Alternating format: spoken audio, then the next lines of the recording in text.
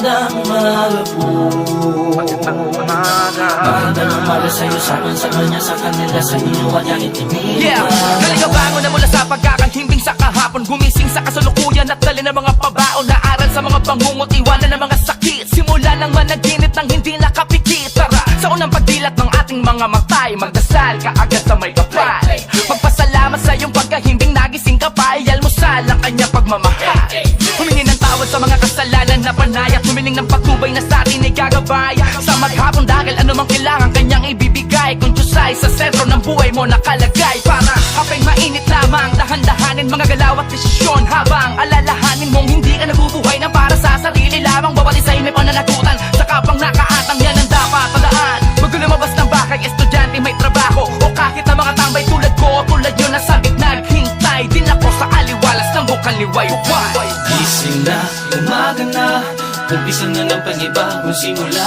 Huwag mong hayaan na di ka makabangon, at manatili na lamang sa kahapon. Buksan mo na ang pintuan, papasukin ng grasya. Ang isang araw isipin paano mapagkakasya sa lahat ng gusto mong gawin. Aliman sa mga pangarap mo ngayon, ang gusto mong tuparin. Ipunin lamang ang mga inspirasyon bilang panggatong sa apoy ng mga pag-asa mong liwanag sa mandakong maligaw.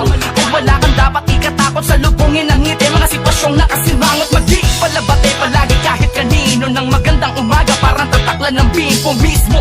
Sulitin mo na ang oras, magmahal, magpatawad, mangharap na parang walang bukas, sapagkat ang hinaharap ngayon ginagawa, walang naganilagan ng di sinatsaga. Kaya maging mabuti dahil ang positibong isip ay bintana ng mga biyayang hindi mo nasisilip. Kaya Gising na, umaga na, umpisa na ng panibagong simula.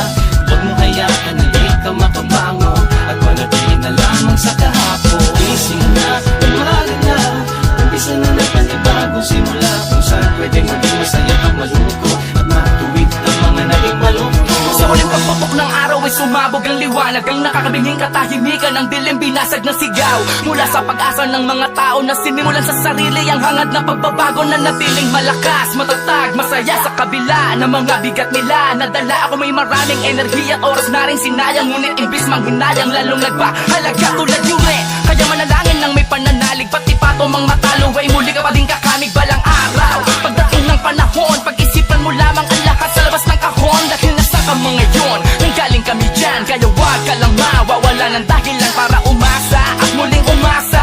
Ano mang pangit ng iyong gabi,